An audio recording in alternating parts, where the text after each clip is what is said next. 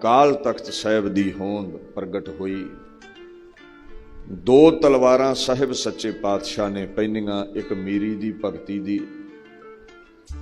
एक पीरी दी, एक शक्ति दी। पीरी ते मीरी, भगती ते शक्ति। पर जिहड़ी पीरी दी भगती दी तलवार सी वो 2 इंच लंबी है, शक्ति दी तलवार नालों, मीरी दी तलवार नालों। हरमंदर साहिब दे चरना वाला अकाल तख्त साहिब है। हरमंदर भगती का केंद्र है, अकाल तख्त शक्ति का केंद्र है। ते कई कमले बंदे आखणगे लै साध की ते सियासत की, ते इत्थे ते सियासत महाराज ने चरना च टिकाई है। भी साध हुंदा ही सियासी है। जे सतपुरुष किनारा करनगे ते सियासत विच बड़े गंदले लोग रहणगे जिहड़े अजकल तुरे फिरदे ने। न्याय थोड़ा कर सकदे ने लोग। सानू दोवें पक्ष जीवन विच ढालणे जरूरी ने। गुरां दा हुक्म है, तू गुर प्रसाद कर राजयोग। सिख राजा जोगी है। हुण महाराज पातशाह ने 2 तलवारां पहनियां ने। अध्यात्मक शक्ति दे नाल नाल शरीरक शक्ति दी गल चली। ज्ञान खड़क दे नाल लोह खड़क दी गल चली। हुण संत दा सिपाही होना जरूरी हो गया। गुरु नानक दी रबाब दे नाल तलवार दी धार दी गल चली, मीरी दे नाल पीरी दी गल चली। अध्यात्मक ते शरीरक 2 पक्ष ने बंदे पास, दोवें ही बड़े जरूरी ने। जे विकारां दे बंधन कटने ने ते अध्यात्मक पक्ष तगड़ा चाहिदा है, ते जे प्रतख पैरां दी गुलामी ये बेड़ियां कटनियां ने ते शरीरक पक्ष तगड़ा चाहिदा है। ये दोवें पक्ष महाराज ने सिख जगत दे सावें प्रगट कीते ने। देखो, निमरता किसी हद तक ठीक है, बहुती रखोगे तो डरपोक बनोगे, कायर बनोगे। गऊआं नूं ही संगल पैंदा है, शेरां नूं नहीं पैंदा हुंदा। साहस भी चाहिदा है, पर कल्ला नहीं। जे निरा साहस होवे, निर्माणता ना होवे, तो शेर तुहानूं पता शिकार ते चढ़िया रहिंदा है, अत्याचार ही करता रहिंदा है। महाराज कहंदे ऐसा सिख बनावांगा जिहदे विच गऊ वर्गी निर्माणता ते शेर वर्गा साहस होवेगा। सनातन मत दे विद्वान बड़े सुलझे ते सियाणे हुंदे ने। कई बार असीं कह दिंदे जी हिंदू धर्म च पखंड बड़ा। कदे डुंगाई च कुछ गल्लां समझिओ, बड़ा कुछ सिੱਖਣ ਨੂੰ मिलदा हर धर्म कोलों। जिन्हें पखंड करना उन्हें हर धर्म च ही करी जाना है। ਜਿਹੜਾ ਮੰਦਰ ਹੁੰਦਾ ਨਾ, ਕਦੇ ਧਿਆਨ ਨਾਲ ਵੇਖਿਓ, ਪੌੜੀਆਂ ਜਦੋਂ ਚੜ੍ਹਦੇ ਹੋ ਨਾ, ਇੱਕ ਤਰਫ ਉਹਦੇ ਗਊਆਂ ਦੇ ਬੁੱਤ ਬਣੇ ਹੋਣਗੇ ਤੇ ਦੂਜੀ ਤਰਫ ਸ਼ੇਰ ਦਾ ਬੁੱਤ, ਤੇ ਅੰਦਰ ਭਗਵਾਨ ਦੀ ਮੂਰਤ ਆ। ਉਹ ਐਵੇਂ ਨਹੀਂ ਮੂਰਤਾਂ ਬਣਾਈਆਂ ਉਹ ਸ਼ੇਰ ਤੇ ਗਊ ਦੀਆਂ, ਸਮਝਿਓ। ਮਤਲਬ ਇਹ ਹੈ ਵੀ ਜੇ ਪਰਮਾਤਮਾ ਦੇ ਦਰ ਤਾਈਂ ਪਹੁੰਚਣਾ ਹੈ ਤੇ ਸਾਹਸ ਸ਼ੇਰ ਵਰਗਾ ਚਾਹੀਦਾ ਹੈ। भगती करनी सौखी नहीं है, चौंकड़ा लाना सौखा नहीं है, सच दे चलना सौखा नहीं है। ते निमरता गऊ वर्गी चाहिदी है, क्योंकि कल्ला साहस बंदे नूं हंकारी कर दिंदा है। ते जेड़े हंकारी हो के गुरु ताईं रब ताईं आउंदे ने, हर जीओ अहंकार ना भावई उथे गऊ बन, निर्माणता रख। सो ये दोवें पक्ष प्रगट ने दुनिया विच। श्री हरमंदर साहिब ते अकाल तख्त, श्री गुरु ग्रंथ साहिब ते 10वें ग्रंथ, ये तुसीं निखेड़ नहीं सकते। तर्क नाल किते ये निखड़ थोड़ा जाने ने। बाकी जिहने कोई तर्क करना है, उसकी ड्यूटी लगी है, उन्हें अग बाल ही छड्डनी है। पंथ विच 400 साल इसे तरह ही पंथ प्रगट रहा है। कोई तर्क नहीं सी करदा, ना आद बाणी ते 10वें। 15-20 सालों तो ही पूछां चुकी फिरदे ने कई, ते जदों आखो विचार करिए फिर दौड़ जाते हैं। ये कित्थों जानते हैं? अरबी, फारसी, संस्कृत, ब्रिज भाषा, महंगिया महंगिया भाषावां ने। 10वीं बाणी चाहुंदी विचारियां नूं पंजाबी नहीं अपनी मदर टंग। की आंदे हुंदे हथ ना पहुंचे ते थू कौड़ी, इन्हां दी ओह हालत है। और मैं एक बेनती करा, आपां लकीर लम्मी करनी है। जे कोई किंतु परंतु भी करदा, उहनूं प्रेम नाल समझाया करो। लकीर छोटी नहीं करनी भी तूं दौड़ जा। सिੱਖੀ नूं प्रफुल्लत रखण लई लकीर लम्मी खिंचनी पैंदी है। सो नफरत ना करो। जे कोई तर्क करदा, प्रेम नाल समझाओ। जे मन जावेगा पार लगेगा। डुबदा डुब लैण दिओ, पर नाल ना डुब जाओ। कई बार तारू नूं भी डोब लैंदे ने डुबण वाले। ਦੀਨ ਦੁਨੀਆ ਦੇ ਮਾਲਕ ਸ਼੍ਰੀ ਗੁਰੂ ਹਰਗੋਬਿੰਦ ਸਾਹਿਬ ਸੱਚੇ ਪਾਤਸ਼ਾਹ ਅਧਿਆਤਮਕ ਬਲ ਦੇ ਲਈ ਹਰਮੰਦਰ ਸਾਹਿਬ ਸਿੱਖ ਸੰਗਤ ਨੂੰ ਬਿਠਾਉਂਦੇ ਨੇ। ਕੀਰਤਨ ਸੁਣੋ, ਕਥਾ ਸੁਣੋ। ਔਰ ਜਦੋਂ ਅੰਮ੍ਰਿਤ ਵੇਲੇ ਦਾ ਨਿਤਨੇਮ ਹੋ ਜਾਂਦਾ, ਆਸਾ ਦੀ ਵਾਰ ਕਥਾ ਕੀਰਤਨ ਹੋ ਜਾਂਦਾ, ਫਿਰ ਅਕਾਲ ਤਖਤ ਅੱਗੇ ਕੁਸ਼ਤੀਆਂ ਕਰਵਾਉਂਦੇ ਨੇ। ਫਿਰ ਉੱਥੇ ਢਾਡੀ ਵਾਰਾਂ ਚੱਲਦੀਆਂ ਨੇ ਸੂਰਬੀਰਾਂ ਦੀਆਂ, ਅਖਾੜੇ ਲੱਗਦੇ ਨੇ ਸਰੀਰ ਦੀ ਕਸਰਤ ਕਰਨ ਦੇ ਲਈ। ਹੁਣ ਉੱਥੇ ਸਰੀਰਕ ਬਲ ਦੀ ਵਰਤੋਂ ਸਿਖਾਈ ਜਾਂਦੀ ਹੈ। ਦੀਨ ਦੁਨੀਆ ਦੇ ਮਾਲਕ ਗੁਰੂ ਹਰਗੋਬਿੰਦ ਸਾਹਿਬ ਇੱਕ ਸਿੱਖਾਂ ਦੀ ਫੌਜ ਤਿਆਰ ਕਰ ਰਹੇ ਨੇ। ਉਹ ਜਿਹੜੇ ਮਸੰਦ ਸੀ ਨਾ ਲੰਗਰ ਛਕਣ ਵਾਲੇ, ਉਹਨਾਂ ਮਾਤਾ ਗੰਗਾ ਦੇ ਕੰਨ ਭਰੇ ਵੀ ਤੇਰਾ ਫਰਜ਼ੰਦ ਮਾਤਾ ਗਲਤ ਰਸਤੇ ਤੇ ਚੱਲ ਪਿਆ ਹੈ। ਗੁਰੂ ਨਾਨਕ ਦਾ ਘਰ ਹੈ, ਫਕੀਰੀ ਦਾ ਘਰ, ਤੇ ਇਹਨਾਂ ਸ਼ਸਤਰ ਧਾਰ ਲਏ ਨੇ। ਜਹਾਂਗੀਰ ਵੈਰੀ ਬਣਿਆ ਬੈਠਾ ਹੈ ਗੁਰੂ ਤੇਗ ਬਹਾਦਰ ਸਾਹਿਬ। ਇਹ ਜਿਤਨੀਆਂ ਵੀ ਸ਼ਹਾਦਤਾਂ ਆਪਾਂ ਅੱਗੇ ਵੇਖੀਆਂ, ਇਹ ਵੈਰ ਜੋ ਬਾਬਰ ਕਿਆਂ ਬਾਬੇ ਕਿਆਂ ਨਾਲ ਦਿਖਾਇਆ ਉਹਦੇ ਚੋਂ ਹੀ ਹੋਈਆਂ ਨੇ ਨਾ। ਮਾਂ ਸਮਝਾ ਕੁਝ, ਗੁਰੂ ਅਰਜਨ ਸਾਹਿਬ ਨਹੀਂ ਉਹਨਾਂ ਰਹਿਣ ਦਿੱਤੇ, ਤੇਰਾ ਫਰਜ਼ੰਦ ਵੀ ਮਿਟ ਜਾਵੇਗਾ। ਮਾਤਾ ਜੀ ਨੇ ਆਵਾਜ਼ ਦਿੱਤੀ। ਗੁਰਪ੍ਰਤਾਪ ਸੂਰਜ ਗ੍ਰੰਥ ਦੇ ਬੋਲ ਨੇ। ਮਾਂ ਆਪਣੇ ਫਰਜ਼ੰਦ ਨੂੰ ਕਹਿੰਦੀ ਹੈ, ਮੁਖ ਤੇ ਕਹੋ शस्त्र हम धारें, गुरु पिता को बैर संभारें, अपने घर मह सुबट न एक, किमरण करबै तरहो विवेक। माता जी कहंदे दरअसल गल ये है भी अपने घर विच केड़ा खानदानी तलवारिया है, सूरमा है जिहड़ा मुगलां नाल लड़ेगा। तुसीं शस्त्र धारन दी गल करदे हो, ਤੁਹਾਡਾ ਹੁਕਮ ਹੈ ਵੀ ਜਿਸਨੇ ਆਉਣਾ ਹੈ ਗੁਰੂ ਦਰਬਾਰ ਚੰਗੇ ਸ਼ਸਤਰ ਲੈ ਕੇ ਆਵੇ, ਘੋੜੇ ਲੈ ਕੇ ਆਵੇ। ਕਿਵੇਂ ਦਿੱਲੀ ਪੱਤ ਦੇ ਨਾਲ ਮੱਥਾ ਲਾਓਗੇ? ਗੁਰੂ ਹਰਗੋਬਿੰਦ ਸਾਹਿਬ ਸੱਚੇ ਪਾਤਸ਼ਾਹ ਗੱਜ ਕੇ ਬੋਲੇ, ਸੁਣ ਗੰਗਾ ਤੇ ਸਤਿਗੁਰ ਬੋਲੇ, ਹਤੋਂ ਪਾਤ ਕੀ ਪ੍ਰਣ ਨਹਿ ਡੋਲੇ। ਮਾਤਾ ਮੈਂ ਪ੍ਰਣ ਕੀਤਾ ਹੈ ਧਰਮ ਦੇ, ਇਨਸਾਨੀਅਤ ਦੇ ਵੈਰੀਆਂ ਨੂੰ ਮਿਟਾਵਾਂਗਾ। ਰਹੀ ਗੱਲ ਜਹਾਂਗੀਰ ਨਾਲ ਮੱਥਾ ਲਾਉਣ ਦੀ, ਠੀਕ ਹੈ, ਉਹ ਸੁਮੇਰ ਪਰਬਤ ਹੋਵੇਗਾ ਆਪਣੇ ਆਪ ਵਿੱਚ। ਮੇਰੀ ਜਿਹੜੀ ਅਜ਼ਮਤ ਹੈ ਮਾਤਾ, ਮੈਂ ਪਰਬਤ ਕੋ ਗਰਦ ਮਿਲਾਵੂੰ, ਰਜ ਕਨ ਕੋ ਸਮਮੇਰ ਬਣਾਵੂੰ, ਸੰਤ ਬਨੈ ਪ੍ਰਤਾਪ ਨਾ ਜਾਣੈ, ਹਤੋਂ ਛਤਰ ਮੈਂ ਬਨ ਸਵਧਾਨੈ। ਮੈਂ ਕੋਈ ਸ਼ੌਂਕ ਨਾਲ ਹਥਿਆਰ ਨਹੀਂ ਚੁੱਕੇ। ਜਦੋਂ ਸੰਤ ਦੀ ਨਿਰਮਾਣਤਾ ਨੂੰ ਨਾ ਸਮਝਿਆ ਗਿਆ, ਫਕੀਰੀ ਤਤੀ ਤਵੀ ਤੇ ਸਾੜ ਦਿੱਤੀ ਗਈ, ਮੈਨੂੰ ਤਲਵਾਰ ਉਠਾਉਣੀ ਪਈ। ਹੋਵੇਗਾ ਜਹਾਂਗੀਰ ਪਰਬਤਾਂ ਵਰਗਾ, ਮੈਨੂੰ ਪਰਬਤ ਮਿੱਟੀ ਵਿੱਚ ਮਿਲਾਉਣੇ ਆਉਂਦੇ ਨੇ।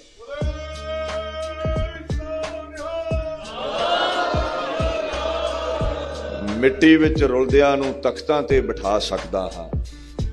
ਇਹ ਤਾਕਤ ਹੈ। ਬੰਦਾ ਨਹੀਂ ਦਿੱਲੀ ਦੇ ਤਖਤ ਨਾਲ ਇਕੱਲਾ ਲੜ ਸਕਦਾ। ਫਕੀਰ ਨੇ ਕੀ ਲੜਨਾ? ਗੁਰੂ ਹਰਗੋਬਿੰਦ ਸਾਹਿਬ ਪਰਮੇਸ਼ਵਰ ਦਾ ਰੂਪ ਨੇ। 4 ਜੰਗਾਂ ਬਾਦਸ਼ਾਹ ਸ਼ਾਹਜਹਾਨ ਕੋਲੋਂ ਜਿੱਤੀਆਂ ਨੇ ਮਹਾਰਾਜ ਨੇ। ਬਾਣੀ ਕਹਿੰਦੀ ਹੈ, ਸਤਿਗੁਰ ਜੇਵਡ ਅਵਰ ਨਾ ਕੋਈ, ਮੇਰੇ ਸਤਿਗੁਰ ਪੁਰਖ ਤੇ ਆਇਆ। ਗੁਰੂ ਜਿੱਡਾ ਕੌਣ ਹੈ ਦੁਨੀਆ ਤੇ? ਕੋਈ ਤਾਕਤ ਵਿੱਚ ਉਹਦੇ ਤੁਲ ਨਹੀਂ ਹੈ। No one else is as great as Guru Hargobind Sahib. ਉਹਦੇ ਸਾਵੇਂ ਕੌਣ ਟਿਕ ਸਕਦਾ ਹੈ? ਸੰਗਤਾਂ ਦਰਸ਼ਨ ਕਰਨ ਆਉਣ ਲੱਗੀਆਂ, ਚੰਗੇ ਚੰਗੇ ਸ਼ਸਤਰ ਆਉਣ ਲੱਗੇ, ਹਥਿਆਰ ਆਉਣ ਲੱਗੇ, ਅਰਬੀ ਤੁਰਕੀ ਘੋੜੇ ਆਉਣ ਲੱਗੇ। ਦਿੱਲੀ ਤਖਤ ਦੇ ਨਾਲ ਮੱਥਾ ਲਾਉਣਾ ਹੈ, ਨਗਾਰੇ ਵੱਜਣ ਲੱਗੇ, ਬੁੱਝ ਦਿਲ ਕੰਬਣ ਲੱਗੇ, ਮਰਦ ਉੱਥੇ ਗੱਜਣ ਲੱਗੇ। ਲਹੂ ਵਿੱਚ ਜੰਮਿਆ ਜਿਤਨਾ ਵੀ ਇਹ ਵੀਰ ਰਸੀ ਕਰਮ ਸੀ, ਉਹ ਮਹਾਰਾਜ ਨੇ ਵੀਰ ਰਸੀ ਵਾਰਾਂ ਯੋਧਿਆਂ ਦੀਆਂ ਗਾਥਾਵਾਂ ਸੁਣਾ ਸੁਣਾ ਕੇ ਪਿਘਲਾ ਦਿੱਤਾ। ਹਾਲਾਤ ਕੁਝ ਐਸੇ ਬਣ ਗਏ ਜਿਵੇਂ ਦਿੱਲੀ ਦਾ ਤਖਤ ਨਿਆਂ ਕਰਦਾ ਹੈ, ਅਕਾਲ ਤਖਤ ਤੇ ਲੋਕਾਂ ਦੇ ਝਗੜੇ ਨਿਭਣ ਲੱਗੇ, ਪਾਪੀ ਚੰਦੂ ਵਰਗੇ ਕੰਮ ਉੱਠੇ, ਜਹਾਂਗੀਰ ਦੇ ਕੰਨ ਭਰਨ ਲੱਗੇ। ਕਵੀ ਸੰਤੋਖ ਸਿੰਘ ਮਹਾਰਾਜ ਗੁਰਪ੍ਰਤਾਪ ਸੂਰਜ ਗ੍ਰੰਥ ਵਿੱਚ ਲਿਖਦੇ ਨੇ, ਤਜਿਓ ਫਕੀਰੀ ਕੋ ਬਹੁ ਬੇਸ, ਸਮਤਾ ਚਾਹਤ ਸ਼ਾਹੂ ਵਿਸ਼ੇਸ਼।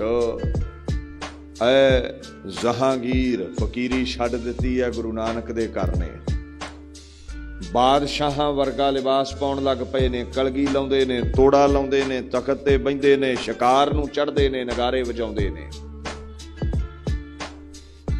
ਤੇ ਜਿਵੇਂ ਤੇਰਾ ਦਿੱਲੀ ਦਾ ਤਖਤ ਨਿਆਂ ਕਰਦਾ ਹੈ, ਝਗੜੇ ਉੱਥੇ ਹੀ ਨਜਿੱਠਣ ਲੱਗ ਪਏ ਨੇ। ਫੌਜ ਦੀ ਤਾਕਤ ਵੱਧ ਰਹੀ ਹੈ, ਕਿਧਰੇ ਦਿੱਲੀ ਵੱਲ ਨਾ ਗੁਰੂ ਚਾਲੇ ਪਾ ਦਵੇ। ਇਸ ਤੋਂ ਪਹਿਲਾਂ ਕਿ ਗੁਰੂ ਖਤਰਾ ਬਣੇ, ਐ ਦਿੱਲੀ ਪਤ ਗੁਰੂ ਦੇ ਪਿਤਾ ਦੀ ਨਿਆਈ, ਗੁਰੂ ਦਾ ਖੁਰਾ ਖੋਜ ਮਿਟਾ ਦੇ। ਰਾਜੇ ਕੰਨਾਂ ਦੇ ਕੱਚੇ ਹੁੰਦੇ ਨੇ। ਜਹਾਂਗੀਰ ਨੇ ਵਜ਼ੀਰ ਖਾਨ ਨੂੰ ਤੇ ਕਿੰਚ ਬੇਗ ਨੂੰ ਘੱਲਿਆ ਵੀ ਜਾਓ ਗੁਰੂ ਹਰਗੋਬਿੰਦ ਸਾਹਿਬ ਨੂੰ ਬੇਨਤੀ ਕਰੋ, ਮੈਂ ਦਰਸ਼ਨ ਕਰਨੇ ਲੋਚਦਾ, ਦਿੱਲੀ ਆਉਣ। ਨੀਤੀਵਾਨ ਹੁੰਦੇ ਨੇ ਰਾਜੇ ਵੀ, ਜਾਣਦੇ ਨੇ ਜੇ ਧੱਕੋ ਜ਼ੋਰੀ ਬੁਲਾਵਾਂਗੇ ਤੇ ਆਉਣਗੇ ਨਹੀਂ, ਨੀਤੀ ਵਰਤਦੇ ਨੇ। ਵਜ਼ੀਰ ਖਾਂ ਗੁਰਾਂ ਦਾ ਸੇਵਕ ਹੈ, ਤੁਸੀਂ ਸਾਰਿਆਂ ਇਤਿਹਾਸ ਸਰਵਣ ਕੀਤਾ ਹੀ ਹੈ। ਕੋੜ ਦੀ ਬਿਮਾਰੀ ਉਹਦੀ ਦੂਰ ਹੋਈ ਸੀ ਸੁਖਮਣੀ ਦੇ ਨਾਲ। ਧਿਆਨ ਦਿਓ, ਰੋਗ ਸੋਗ ਹਰਦਾ ਹੈ ਬਾਪੂ। ਜਿਹੜੇ ਤਰਕ ਕਰ ਦਿੰਦੇ ਨਾ, ਜੇ ਗੁਰੂ ਰੋਗ ਸੋਗ ਹਰਦਾ ਤੇ ਹੌਸਪੀਟਲ ਕਾਹਦੇ ਲਈ ਬਣੇ ਨੇ? ਹੌਸਪੀਟਲ ਵੀ ਉਹਦੇ ਹੁਕਮ ਵਿੱਚ ਹੀ ਬਣੇ ਨੇ, ਪਰ ਹੌਸਪੀਟਲ ਵਾਲੇ ਜਦੋਂ ਬਾਹਾਂ ਖੜੀਆਂ ਕਰ ਦੇਣ ਉਦੋਂ ਫਿਰ ਗੁਰੂ ਨਾਨਕ ਦੀ ਕਿਰਪਾ ਚੱਲਦੀ ਹੈ। ਕਿਰਪਾ ਕਟਾਖ ਅਵਲੋਕਨ ਕੀਨੋ, ਦਾਸ ਕਾ ਦੁਖ ਵਿਦਾਰਿਓ। ਵਜ਼ੀਰ ਖਾਂ ਦੇ ਰੋਗ ਸੋਗ ਮਿਟੇ ਸਨ। ਜਾ ਕੇ ਅੰਮ੍ਰਿਤਸਰ ਬੇਨਤੀ ਕੀਤੀ, ਮਹਾਰਾਜ ਜਹਾਂਗੀਰ ਦਰਸ਼ਨ ਕਰਨੇ ਚਾਹੁੰਦਾ ਹੈ। ਇੱਕ ਵਿਚਾਰ ਹੋਈ ਗੁਰੂ ਪਰਿਵਾਰ ਵਿੱਚ, ਪਿਆਰੇ ਸਿੱਖਾਂ ਵਿੱਚ। ਕੁਝ ਸਿੱਖ ਜਿਹੜੇ ਨੇ ਉਹ ਆਖਣ ਲੱਗੇ, ਮਹਾਰਾਜ ਚੰਦੂ ਦੁਸ਼ਟ ਵਰਗੇ ਜਹਾਂਗੀਰ ਦੇ ਕੋਲ ਰਹਿੰਦੇ ਨੇ, ਕਿਤੇ ਗੁਰੂ ਅਰਜਨ ਸਾਹਿਬ ਦੀ ਨਿਆਈ ਤੁਹਾਡਾ ਨੁਕਸਾਨ ਨਾ ਕਰਨ। ਦਿੱਲੀ ਦਰਬਾਰ ਵਾਲੇ ਜਾਣਾ ਨਹੀਂ ਚਾਹੀਦਾ। ਬਾਬਾ ਬੁੱਢਾ ਜੀ ਵਰਗੇ ਮਹਾਂਪੁਰਸ਼ ਕਹਿੰਦੇ, ਜੋ ਵੀ ਤੁਹਾਡਾ ਹੁਕਮ ਹੋਵੇ ਸਿਰ ਮੱਥੇ ਹੈ। ਤੁਸੀਂ ਪਰਮੇਸ਼ਵਰ ਦਾ ਸਰੂਪ ਹੋ। ਗੁਰੂ ਅਰਜਨ ਸਾਹਿਬ ਨੂੰ ਕੌਣ ਹੈ ਦੁਨੀਆ ਤੋਂ ਰੁਖਸਤ ਕਰਨ ਵਾਲਾ? ਦੈਵਿਕ ਤਾਕਤਾਂ ਦੇ ਮਾਲਕ ਨੇ, ਮਰਜ਼ੀ ਨਾਲ ਪ੍ਰਗਟ ਹੋਏ, ਮਰਜ਼ੀ ਨਾਲ ਸ਼ਹਾਦਤ ਹੋਈ ਹੈ। ਨਾਲੇ ਧਰਮ ਨੂੰ ਜ਼ਿੰਦਾ ਰੱਖਣ ਲਈ ਜਿਵੇਂ ਸੁੱਕਦੇ ਬੂਟੇ ਨੂੰ ਪਾਣੀ ਪਾਉਣਾ ਪੈਂਦਾ ਹੈ, ਧਰਮ ਦੀਆਂ ਨੀਹਾਂ 'ਚ ਲਹੂ ਪਾਉਣਾ ਹੀ ਪੈਂਦਾ ਹੈ। ਇਹ ਫਿਰ ਹੀ ਪ੍ਰਫੁੱਲਤ ਰਹਿੰਦੇ ਨੇ ਧਰਮ। ਕੁਰਬਾਨੀਆਂ ਸਿਰ ਤੇ ਜਿੰਦਾ ਰਹਿੰਦੇ ਨੇ ਧਰਮ। ਔਰ ਮਹਾਂਪੁਰਸ਼ਾਂ ਦੀ ਕੁਰਬਾਨੀ ਤੋਂ ਬਾਅਦ ਹੀ ਵੀਰ ਰਸ ਪੈਦਾ ਹੁੰਦਾ ਹੈ। ਲੋਕ ਸਮਝ ਲੈਂਦੇ ਨੇ ਵੀ ਜੇ ਏਡੇ ਏਡੇ ਫਕੀਰਾਂ ਨੂੰ ਨਹੀਂ ਛੱਡਿਆ ਗਿਆ, ਸਾਨੂੰ ਵੀ ਮਾਰਨਗੇ, ਤਲਵਾਰ ਉਠਾਓ। ਕੁਰਬਾਨੀ ਦੇ ਕੇ ਹੀ ਭਾਂਬੜ ਵਾਲੇ ਜਾਂਦੇ ਨੇ ਲੋਕਾਂ ਦੇ ਸੀਨੇ ਵਿੱਚ। ਜੇ ਮੰਨ ਲਓ ਗੁਰੂ ਨਾਨਕ ਸਾਹਿਬ ਹੀ ਹਥਿਆਰ ਫੜਾ ਦਿੰਦੇ, ਸਾਨੂੰ ਵੀ ਮਜ਼ਲੂਮ ਦੀ ਰੱਖਿਆ ਕਰਨੀ ਹੈ, ਭਾਰਤ ਨੂੰ ਨਿਜਾਤ ਦਿਵਾਉਣੀ, ਅਸੀਂ ਕਹਿਣਾ ਸੀ ਐਵੇਂ ਝਗੜਾ ਸ਼ੁਰੂ ਕਰ ਰਹੇ ਨੇ। ਜਦੋਂ ਗੁਰੂ ਅਰਜਨ ਸਾਹਿਬ ਸ਼ਹੀਦ ਕੀਤੇ ਗਏ, ਸਾਨੂੰ ਸਮਝ ਲੱਗ ਗਈ ਵੀ ਪ੍ਰੇਮ ਨਾਲ, ਮਾਲਾ ਨਾਲ ਖੇਡ ਨਹੀਂ ਚੱਲਣੀ, ਤਲਵਾਰ ਉਠਾਉਣੀ ਪੈਣੀ ਹੈ। ਸੋ ਮਹਾਰਾਜ ਗੁਰੂ ਹਰਗੋਬਿੰਦ ਸਾਹਿਬ ਨੂੰ ਬਾਬਾ ਬੁੱਢਾ ਜੀ ਆਖਣ ਲੱਗੇ ਵੀ ਠੀਕ ਹੈ, ਤੁਸੀਂ ਅਜ਼ਮਤਾਂ ਵਿੱਚ ਸ਼ਰਸਾਰ ਹੋ, ਤੁਸੀਂ ਮਹਾਰਾਜ ਜੋ ਚਾਹੁੰਦੇ ਹੋ ਸਾਨੂੰ ਦੱਸੋ। ਮਹਾ ਪ੍ਰਤਾਪਵੰਤ ਰਣਧੀਰ, ਇਨਕੀ ਸਮਨ ਹੈ ਅਪਰ ਸਰੀਰ। ਇਹਨਾਂ ਦੇ ਤੁਲ ਕੌਣ ਹੈ? ਕੀ ਇਹਨਾਂ ਦਾ ਵਿਗਾੜ ਸਕਦਾ ਹੈ ਜਹਾਂਗੀਰ? ਭਾਈ ਗੁਰਦਾਸ, ਬਾਬਾ ਬੁੱਢਾ, ਸਾਰੇ ਸੂਝਵਾਨ ਸਿੱਖਾਂ ਨੇ ਬਚਨ ਬਲਾਸ ਕੀਤੇ। ਤਿਆਰੀ ਕੀਤੀ ਗਈ ਗੁਰੂ ਹਰਗੋਬਿੰਦ ਸਾਹਿਬ ਵੱਲੋਂ ਦਿੱਲੀ ਵੱਲ ਨੂੰ ਜਾਣ ਦੀ। ਦਿੱਲੀ ਪਹੁੰਚੇ। ਮਜਨੂ ਦਾ ਟਿੱਲਾ ਜਿੱਥੇ ਗੁਰਦੁਆਰਾ ਹੈ ਉੱਥੇ ਟਿਕੇ ਨੇ। ਤੇ ਉਹੀ ਜਗ੍ਹਾ ਹੈ ਜਿੱਥੇ ਇਬਰਾਹਿਮ ਲੋਧੀ ਦਾ ਮੋਇਆ ਹਾਥੀ ਗੁਰੂ ਨਾਨਕ ਸਾਹਿਬ ਨੇ ਜ਼ਿੰਦਾ ਕੀਤਾ ਸੀ। ਇਸ ਪੁਰਮਹਿ ਮਜਨੂ ਅਸਥਾਨ ਅਵਲੋਕਨ ਰਮਣੀਕ ਮਹਾਨ, ਬੜਾ ਸੁੰਦਰ ਸਥਾਨ ਸੀ। ਮਜਨੂ ਹੋਇਆ ਹੈ ਗੁਰੂ ਸਾਹਿਬ ਦਾ ਸੇਵਕ, ਉਹਨੇ ਉੱਥੇ ਭਗਤੀ ਕੀਤੀ ਹੈ। ਆਸ਼ਕ ਪੱਠੇ ਦੀ ਗੱਲ ਨਹੀਂ ਮੈਂ ਕਰਦਾ ਮਜਨੂ ਲੈਲਾ ਦੀ, ਇਹ ਹੋਰ ਮਜਨੂ ਹੋਇਆ ਹੈ। ਰੱਬ ਦਾ ਆਸ਼ਕ, ਦੁਨਿਆਵੀ ਇਸ਼ਕ ਕਰਨ ਵਾਲਾ ਨਹੀਂ। ਉਹ ਗੁਰੂ ਨਾਨਕ ਸਾਹਿਬ ਦੀ ਅਜ਼ਮਤ, कई कह देंदे लै ਇਹ ਕੀ ਸਾਖੀ ਹੋਈ ਹਾਥੀ ਜ਼ਿੰਦਾ ਕਰਤਾ। ਇਹ ਸ਼ੰਕੇ ਉਦੋਂ ਪੈਦਾ ਹੁੰਦੇ ਜਦੋਂ ਭੁਲੇਖਾ ਖਾ ਜਾਣੇ ਵੀ ਗੁਰੂ ਸਾਡੇ ਵਰਗਾ ਹੋਵੇਗਾ, ਵੀ ਪੰਜ ਤੱਤਾਂ ਚ ਆਇਆ ਤੇ ਸਾਡੇ ਸਮਾਨ ਹੋਵੇਗਾ। ਨਹੀਂ, ਪੂਰੇ ਗੁਰ ਕੀ ਦੇਖ ਵਡਾਈ ਤਾਂ ਕੀ ਕੀਮਤ ਕਹਿਣ ਨਾ ਜਾਈ। ਮਿਰਤਕ ਕੋ ਪਾਇਓ ਤਨ ਸਾਸਾ ਬਿਸ਼ਰਤਾਨ ਮਿਲਾਇਆ। ਗੁਰੂ infuses breath into the dead ones. ਬਾਣੀ ਕਹਿੰਦੀ ਹੈ ਗੁਰੂ ਪਰਮੇਸ਼ਰ ਮੋਏ ਨੂੰ ਜ਼ਿੰਦਾ ਕਰ ਦਿੰਦੇ ਨੇ, ਇੰਨੀ ਤਾਕਤ ਹੈ ਉਹਨਾਂ ਵਿੱਚ। ਖੈਰ, ਜੇ ਬਾਣੀ ਚੋਂ ਕੋਈ ਖੰਡਨ ਕਰੇ ਵੀ ਹਾਥੀ ਨਹੀਂ ਜ਼ਿੰਦਾ ਹੋ ਸਕਦਾ, ਗੁਰੂ ਨਹੀਂ ਕਰ ਸਕਦੇ, ਫਿਰ ਆਪਾਂ ਕਿਉਂ ਸਾਖੀ ਸੁਣਾਉਣੀ ਹੈ। ਪਰ ਜੇ ਕਿਸੇ ਦੇ ਮਨ ਦਾ ਵਲਵਲਾ ਵੀ ਇਹ ਹੋ ਨਹੀਂ ਸਕਦਾ, ਤੇ ਹੁਣ ਤੇਰੇ ਮਨ ਦੇ ਵਲਵਲੇ ਅੱਗੇ ਸਿਰ ਥੋੜਾ ਝੁਕਾਉਣਾ ਅਸੀਂ, ਤੇ ਝੁਕਣਾ ਹੈ। ਵਾਹੋ ਵਾਹੋ ਬਾਣੀ ਨਿਰੰਕਾਰ ਹੈ ਤਿਸ ਜੇਵੜੇ ਅਵਰ ਨਾ ਕੋਏ। ਤੇ ਬਾਣੀ ਕਹਿੰਦੀ ਹੈ ਮੋਇਆ ਨੂੰ ਗੁਰੂ ਸੁਰਜੀਤ ਕਰ ਸਕਦਾ ਹੈ। ਹਾਥੀ ਜ਼ਿੰਦਾ ਕੀਤਾ ਸੀ ਪਾਤਸ਼ਾਹ ਨੇ। ਖੈਰ, ਗੁਰੂ ਹਰਗੋਬਿੰਦ ਸਾਹਿਬ ਉੱਥੇ ਟਿਕੇ ਨੇ।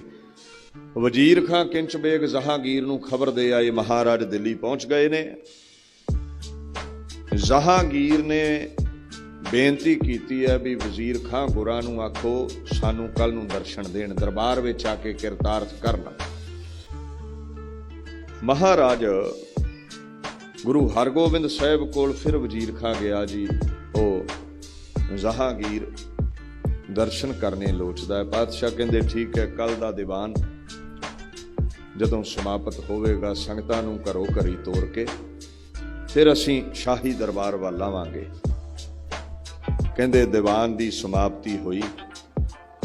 ਘੋੜੇ ਤੇ ਅਸਵਾਰ ਗੁਰੂ ਹਰਗੋਬਿੰਦ ਸਾਹਿਬ ਨਾਲ ਸ਼ਸਤਰਧਾਰੀ ਸਿੱਖ ਨੇ। ਲਿਬਾਸ ਬਾਦਸ਼ਾਹਾਂ ਵਾਲਾ, ਮੀਰੀ ਪੀਰੀ ਦੀਆਂ ਤਲਵਾਰਾਂ ਪਹਿਨੀਆਂ ਹੈ। ਇਹ ਜਾਪਦਾ ਹੀ ਨਹੀਂ ਵੀ ਕੋਈ ਫਕੀਰ ਹੈ। ਬਾਦਸ਼ਾਹਾਂ ਨਾਲੋਂ ਵੱਧ ਕੇ ਸ਼ਾਨ ਹੈ। ਤੇ ਕਵੀ ਸੰਤੋਖ ਸਿੰਘ ਲਿਖਦੇ ਨੇ ਮੂਰਤ ਪਿਖੈ ਅਪੂਰਬ ਅਹੈ ਸੁੰਦਰਤਾ ਦੇਖਤ ਹੀ ਰਹੈ। ਲੋਕ ਇਸ ਮੂਰਤ ਨੂੰ ਵੇਖ ਕੇ ਕਹਿੰਦੇ ਨੇ ਏਦਾਂ ਦੀ ਮੂਰਤ ਵੇਖੀ ਨਹੀਂ ਹੈ ਦੁਨੀਆ ਤੇ, ਏਡੇ ਸੁੰਦਰ ਨੇ ਪਾਤਸ਼ਾਹ। ਕੌਮ ਦੇਸ਼ ਕੋ ਵੱਡ ਮਹਿ ਭਾਲਾ ਜਹਾਂ ਬਸੈ ਤਿਨ ਭਾਗ ਵਿਸਾਲਾ। ਕਹਿੰਦੇ ਕੋਈ ਰਾਜਾ ਹੈ ਔਰ ਵੱਡੇ ਭਾਗ ਉਸ ਪ੍ਰਜਾ ਦੇ ਜਿੱਥੇ ਰਹਿੰਦਾ ਹੋਵੇਗਾ, ਜਿਹੜੇ ਰੋਜ਼ ਇਹਦੇ ਦੀਦਾਰੇ ਕਰ ਲੈਂਦੇ ਹੋਣਗੇ। ਚਿਹਰੇ ਤੋਂ ਅੱਖਾਂ ਨਹੀਂ ਹਟਦੀਆਂ। ਦਿੱਲੀ ਦਰਬਾਰ ਪਾਤਸ਼ਾਹ ਪਹੁੰਚੇ ਨੇ। ਹਜ਼ਰਤ ਹੇਰਤ ਬਿਸਮ ਵਿਚਾਰੀ ਇਹ ਗਾਦੀ ਸੰਤਨ ਮਤਧਾਰੀ। ਹਜ਼ਰਤ ਵੇਖ ਕੇ ਹੈਰਾਨ ਹੋਇਆ ਜਹਾਂਗੀਰ ਬਾਦਸ਼ਾਹ ਵੀ ਇਹ ਗੁਰੂ ਨਾਨਕ ਦੇ ਤਖਤ ਦਾ ਵਾਰਸ ਹੈ, ਲਿਬਾਸ ਰਾਜਿਆਂ ਵਾਲਾ। ਇਹ ਫਕੀਰਾਂ ਨੇ ਲਿਬਾਸ ਕਦੋਂ ਤੋਂ ਬਦਲ ਲਏ। ਮਨਾ ਕਿਤੇ ਸੱਚ ਹੀ ਨਾ ਚੰਦੂ ਕਹਿੰਦਾ ਹੋਵੇ ਵੀ ਇਹਨਾਂ ਨੇ ਫਕੀਰੀ ਛੱਡ ਦਿੱਤੀ ਹੈ। ਨਿਰੀ ਇਹ ਹੁਣ ਮੀਰੀ ਦੀ ਗੱਲ ਕਰਦੇ ਨੇ, ਸ਼ਕਤੀ ਦੀ ਗੱਲ ਕਰਦੇ ਨੇ। ਖੈਰ, ਕਹਿੰਦਾ ਦੇਖਦਾ ਰਾਜੇ ਬੜੇ ਸਿਆਣੇ ਹੁੰਦੇ ਨੇ, ਐਵੇਂ ਰਾਜ ਥੋੜਾ ਕੀਤਾ ਜਾਂਦਾ ਹੈ।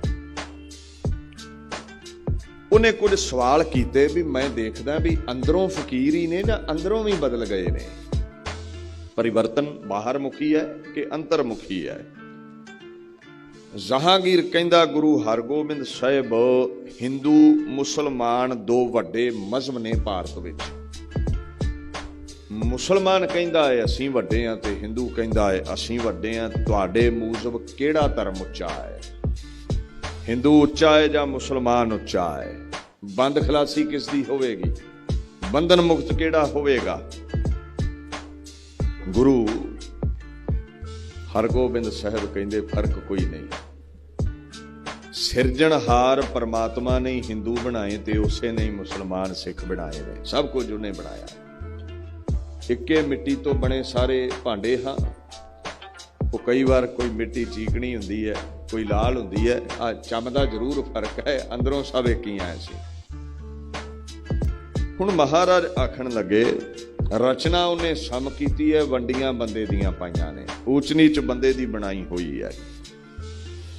ਰੋਜ਼ ਤੇ ਪੜ੍ਹਦੇ ਹੋ ਅਵਲ ਅੱਲਾਹ ਨੂਰ ਉਪਾਇਆ ਕੁਦਰਤ ਕੇ ਸਭ ਬੰਦੇ ਏਕ ਨੂਰ ਤੇ ਸਭ ਜਗ ਉਪਜਿਆ ਕੌਣ ਭਲੇ ਕੋ ਮੰਦੇ। ਸਾਰਿਆਂ 'ਚ ਇੱਕੇ ਦੀ ਜੋਤ ਹੈ। ਨਹੀਂ ਕਹਿੰਦਾ ਮਹਾਰਾਜ ਫਿਰ ਵੀ ਦੱਸੋ ਉੱਚਾ ਕੌਣ ਹੈ? ਕਹਿੰਦੇ ਫਿਰ ਸੁਣ ਜਹਾਂਗੀਰ, ਸਭ ਤੋਂ ਉੱਚਾ ਹੈ ਪਰਮੇਸ਼ਵਰ। ਤੇ ਜਿਹੜਾ ਉੱਚੇ ਨਾਲ ਜੁੜ ਗਿਆ ਉਹੀ ਉੱਚਾ ਹੋਵੇਗਾ। ਜਿਹਦਾ ਕਰਮ ਨੀਵਾਂ ਹੈ ਉਹਦੀ ਜਾਤ ਨੀਵੀਂ। ਸਿੱਖੀ ਵਿੱਚ ਚਮ ਕਰਕੇ ਜਾਤ ਨਹੀਂ ਹੈ, ਕਰਤੂਤ ਕਰਕੇ ਜਾਤ ਹੈ। ਸ਼ੂਦਰ ਕੌਣ ਹੈ? ਜਿਹੜਾ ਨੀਵਾਂ ਕਰਮ ਕਰੇ, ਪਾਪ ਕਰੇ, ਵਿਕਾਰੀ, ਕਾਮ, ਕ੍ਰੋਧ, ਲੋਭ, ਮੋਹ, ਹੰਕਾਰ ਵਿੱਚ ਜਿਹੜਾ ਗਲਤਾਨ ਰਵੇ। ਬ੍ਰਾਹਮਣ ਕੌਣ ਹੈ? ਜੋ ਬ੍ਰਹਮ ਚ ਭੇਦ ਹੈ।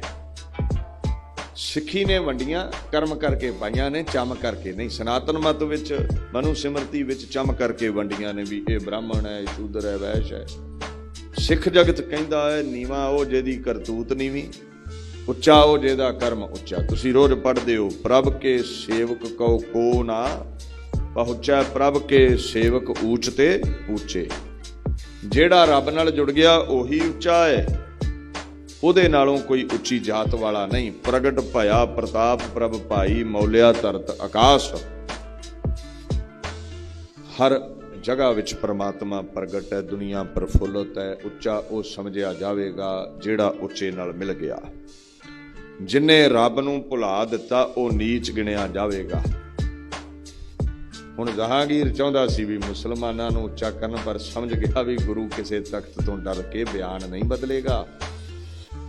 ਅੰਦਰ ਗੁਰੂ ਨਾਨਕ ਵਾਲੀ ਹੀ ਫਕੀਰੀ ਹੈ, ਸਾਰੇ ਧਰਮਾਂ ਨੂੰ ਸਮ ਜਾਣਦੇ ਨੇ।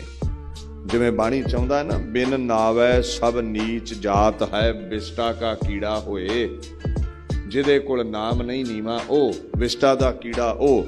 ਸੋ ਗਿਆਨ ਨਾਲ ਭਰਪੂਰ ਬਚਨ ਸੁਣ ਕੇ ਜਹਾਂਗੀਰ ਨੂੰ ਸਮਝ ਲੱਗ ਗਈ ਵੀ ਅੰਦਰੋਂ ਤਬਦੀਲੀ ਨਹੀਂ ਆਈ, ਤਬਦੀਲੀ ਬਾਹਰ ਮੁਖੀ ਹੈ, ਪਹਿਰਾਵਾ ਹੀ ਬਦਲਿਆ ਹੈ। ਧੰਨ ਪੀਰ ਜੀ ਬਾਕ ਬਖਾਨਾ, ਸ਼੍ਰੀ ਨਾਨਕ ਕੇ ਹੋ ਤੁਮ ਥਾਨਾ। ਧੰਨ ਹੋ ਤੁਸੀਂ ਪੀਰ ਜੀ, ਵਾਕਿਆ ਹੀ ਗੁਰੂ ਨਾਨਕ ਸਾਹਿਬ ਦਾ ਤਖਤ ਜੋਗ ਹੱਥਾਂ ਵਿੱਚ ਹੈ। ਵਾਕਿਆ ਹੀ ਤੁਸੀਂ ਗੁਰੂ ਨਾਨਕ ਵਾਲਾ ਗਿਆਨ ਰੱਖਦੇ ਹੋ। ਬੜਾ ਖੁਸ਼ ਹੋਇਆ ਸੀ ਜਹਾਂਗੀਰ। ਕੁਝ ਮਾਇਆ ਅਰਪਤ ਕੀਤੀ ਚਰਨਾਂ ਵਿੱਚ, ਉਪਹਾਰ ਰੱਖੇ ਗੁਰੂ ਸਾਹਿਬ ਦੇ ਅੱਗੇ। ਇੱਕ ਦਿਨ ਮਹਾਰਾਜ ਨੂੰ ਸੁਨੇਹਾ ਭੇਜਿਆ ਗਿਆ ਵੀ ਚਲੋ ਸ਼ਿਕਾਰ ਤੇ ਚੜੀਏ।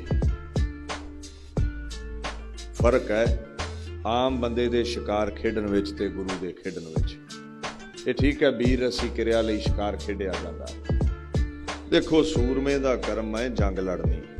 ਇੱਥੇ ਤੁਸੀਂ ਕਹਿ ਸਕਦੇ ਹੋ ਵੀ ਜੀਵ ਹੱਤਿਆ ਗੁਨਾਹ ਹੈ। ਸੰਤ ਗੁਨਾਹ ਹੀ ਆਖੇਗਾ, ਕਿਉਂਕਿ ਉਹਦਾ ਕਰਮ ਨਹੀਂ ਹੈ ਜੰਗ ਲੜਨਾ, ਉਹਦਾ ਕਰਮ ਹੈ ਨਾਮ ਜਪਣਾ। ਸਿਪਾਹੀ ਦਾ ਕਰਮ ਹੈ ਜੰਗ ਲੜਨੀ, ਤੇ ਜਿਹਨੇ ਲਹੂ ਦਾ ਰੰਗ ਨਾ ਵੇਖਿਆ ਉਹ ਜੰਗ ਕੀ ਲੜੇਗਾ। ਤੁਸੀਂ ਕਈ ਵਾਰ ਵੇਖਿਓ ਜਦੋਂ ਸੱਟ ਲੱਗੇ ਨਾ, ਡਾਕਟਰ ਆਪਰੇਟ ਕਰਦੇ ਨੇ, ਬੰਦਾ ਦੇਖ ਨਹੀਂ ਪਾਉਂਦਾ, ਦਿਲ ਕੱਚਾ ਹੋਣ ਲੱਗ ਪੈਂਦਾ ਜੇ ਚੀਰ ਫੜ ਡੂੰਘੀ ਹੋਈ ਹੋਵੇ। ਤੇ ਜਿਹਨੇ ਚੀਰ ਫੜ ਨਹੀਂ ਕੀਤੀ ਉਹ ਦੁਸ਼ਮਣ ਦਾ ਲਹੂ ਨਹੀਂ ਵਹਾ ਸਕਦਾ। ਸੋ ਪੁਰਾਣੇ ਸਮਿਆਂ ਦੇ ਸੂਰੇ ਸ਼ਿਕਾਰ ਖੇਡਦੇ ਸੀ। ਅੱਜ ਕੱਲ੍ਹ ਤੇ ਖੈਰ ਸ਼ਿਕਾਰ ਬੈਨ ਕਰ ਦਿੱਤਾ ਗਿਆ ਹੈ। ਉਹ ਜਿਹੜੇ ਹਜ਼ੂਰ ਸਾਹਿਬ ਵਾਲੇ ਚਟੰਗੇ ਝੜਕਾਉਣੇ ਨਹੀਂ ਨਾ ਛੱਡਦੇ, ਉਹ ਕਹਿੰਦੇ ਸਾਡੀ ਕਿਰਿਆ ਹੈ। ਉਹਨਾਂ ਦਾ ਇੱਕੋ ਹੀ ਜਵਾਬ ਹੁੰਦਾ, ਉਹ ਕਹਿੰਦੇ ਸਿਪਾਹੀ ਦੀ ਦੁਨੀਆ 'ਚ ਵੀਰ ਰਸੀ ਕਿਰਿਆ ਹੈ, ਸ਼ਿਕਾਰ ਖੇਡਣ ਤੇ ਬੈਨ ਹੈ। ਅਸੀਂ ਚਟੰਗੇ ਝੜਕਾ ਕੇ ਸ਼ਸਤਰ ਨੂੰ ਗਰਮ ਕਰ ਲਈਦਾ ਹੈ। ਅੱਛਾ, ਇਹ ਪੱਖ ਦੋ ਚੱਲਣੇ ਹੀ ਚੱਲਣੇ ਨੇ। ਤੁਸੀਂ ਜੇ ਬੈਸੋਂ ਬੈਸੇ 'ਚ ਪਾਓਗੇ ਨਿਕਲਣਾ ਕੁਝ ਨਹੀਂ ਹੈ, ਸਿੱਟਾ ਨਹੀਂ ਨਿਕਲਦਾ ਕੋਈ ਵੀ। ਮੇਰੀ ਜੋ ਆਪਣੀ ਪਰਸਨਲ ਥਿੰਕਿੰਗ ਹੈ, ਮੈਂ ਮਾਸ ਨਹੀਂ ਖਾਂਦਾ ਤੇ ਬਾਣੀ ਜੀਵ ਹੱਤਿਆ ਦੀ ਮਨਾਹੀ ਕਰਦੀ ਹੈ, ਕੋਈ ਦੋ ਰਾਏ ਨਹੀਂ। ਜਦੋਂ ਵੀਰ ਅਸੀਂ ਕਿਰਿਆ ਵਿੱਚ ਆਉਂਦੇ ਹੋ, ਜਿੰਨੇ ਚਟੰਗਾ ਝੜਕਾਇਆ, ਉਹ ਕਹਿ ਦਿੰਦੇ ਹਜ਼ੂਰ ਸਾਹਿਬ ਵਾਲੇ ਵੀ ਅਸੀਂ ਸਿੱਖੀ ਲਈ ਸਿਰ ਵੀ ਦੇ ਸਕਦੇ, ਸਿਰ ਲੈ ਵੀ ਸਕਦੇ। ਵਾਕਿਆ ਉਹ ਭਾਵਨਾ ਵਿੱਚ ਪੱਕੇ ਨੇ, ਸਾਡੇ ਨਾਲੋਂ ਤਾਂ ਕਈ ਗੁਣਾ ਪੱਕੇ ਨੇ, ਸਾਡੇ ਵਰਗੇ ਨਹੀਂ। ਇਸ ਬੱਚੇ ਨੇ ਕੱਟੇ ਹੁੰਦੇ ਨੇ, ਧੀ ਨੇ ਪਟੇ ਬਣਾਏ ਹੁੰਦੇ ਨੇ, ਲਾਵਾਂ ਹੋ ਰਹੀਆਂ ਹੁੰਦੀਆਂ ਨੇ, ਤੇ ਪ੍ਰਚਾਰਕ ਕਹਿ ਰਹੇ ਹੁੰਦੇ ਨੇ ਜੀ ਗੁਰਮੁਖ ਪਰਿਵਾਰ ਹੈ। ਕਿਹੜੇ ਬਣੇ ਭਾਈ? 500 ਰੁਪਏ ਨਾਲ ਗੁਰਮੁਖ ਕਰ ਦਿੱਤਾ ਹੀ ਇਹਨੂੰ। ਇਹ ਕਹਿ ਮਹਾਰਾਜ ਤੇ ਮਾਈ ਬਾਪ ਗੁਰਮੁਖ ਨੇ, ਬੱਚੇ ਸਿੱਖੀ ਤੋਂ ਦੂਰ ਨੇ, ਅੱਜ ਅਸੀਸ ਦੇ ਤੇਰੇ ਚਰਨਾਂ ਨਾਲ ਜੁੜ ਜਾਣ, ਸਿੱਖੀ ਬਖਸ਼ ਦੇ ਇਹਨਾਂ ਨੂੰ। ਤੇ ਤੁਸੀਂ ਚਲੇ ਜਾਓ ਦੱਖਣ ਦੇ ਸਿੱਖਾਂ ਕੋਲ ਹਜ਼ੂਰ ਸਾਹਿਬ ਵੱਲ। ਜਿਹੜਾ ਬੱਚਾ ਕੇਸ ਕਤਲ ਕਰਵਾ ਲਵੇ ਉਹਦੇ ਨਾਲ ਮਿਲਣ ਵਰਤਨ ਨਹੀਂ ਰੱਖਦੇ। ਜਿਸ ਦਿਨ ਕੇਸਾ ਧਾਰੀ ਹੋ ਜਾਵੇਗਾ ਆ ਜਾਈ ਘਰ, ਉਹਨੇ ਚਿਰ ਲਈ ਦਰਵਾਜ਼ੇ ਬੰਦ। ਸੰਤ ਦੀ ਦੁਨੀਆ ਵਿੱਚ ਜੀਵ ਹੱਤਿਆ ਗੁਨਾਹ ਹੀ ਰਵੇਗੀ। ਸਿਪਾਹੀ ਦੀ ਦੁਨੀਆ ਵਿੱਚ ਉਹ ਕਹਿੰਦਾ ਮੇਰੇ ਲਈ ਵੀਰ ਰਸੀ ਕਿਰਿਆ ਹੈ। ਹੁਣ ਜੇ ਸੰਤ ਨੂੰ ਪੁੱਛੋਗੇ ਉਹ ਗਲਤ ਆਖੇਗਾ, ਸੂਰੇ ਨੂੰ ਆਖੋਗੇ ਉਹ ਠੀਕ ਆਖੇਗਾ, ਇਹ ਤੇ ਰੌਲਾ ਚੱਲਦਾ ਰਹਿਣਾ। ਸੋ ਮੈਂ ਇਹ ਸੋਚਦਾ ਹੁੰਨਾ ਵੀ ਜਿਹਨੇ ਜੰਗਜੂ ਕਿਰਿਆ ਨੂੰ ਅੰਜਾਮ ਦੇਣਾ ਉਹ ਸ਼ਿਕਾਰ ਖੇਡਦਾ ਤੇ ਖੇਡ ਲਵੇ। ਠੀਕ ਹੈ, ਇਹ ਗੁਨਾਹ ਹੈ ਜੀਵ ਹੱਤਿਆ, ਪਰ ਜਿਸ ਦਿਨ ਕੌਮ ਲਈ ਸਿਰ ਦਵੇਗਾ ਫਿਰ ਸਿੱਧੀ ਗੁਰੂ ਅਰਜਨ ਦੀ ਗੋਦ ਹੈ, ਸਭ ਗੁਨਾਹ ਕੱਟੇ ਜਾਣੇ ਨੇ। ਤੁਸੀਂ ਰੋਜ਼ ਤੇ ਪੜ੍ਹਦੇ ਹੋ, ਪਹਿਲਾ ਮਰਨ ਕਬੂਲ ਜੀਵਨ ਕੀ ਛਡਾਸ ਉਹ ਸਭਨਾ ਕੀ ਰੇਣਕਾ ਤੋਂ ਆਓ ਹਮਾਰਾ। ਮੈਂ ਇਸ ਗੱਲ ਨੂੰ ਜ਼ਰੂਰ ਗੁਨਾਹ ਮੰਨਦਾ ਜਿਹੜਾ ਜ਼ੁਬਾਨ ਦੇ ਚਸਕੇ ਲਈ ਅਸੀਂ ਜੀਵ ਹੱਤਿਆ ਕਰਦੇ ਹਾਂ, ਉਹ ਗੁਨਾਹ ਹੀ ਰਹਿਣਾ।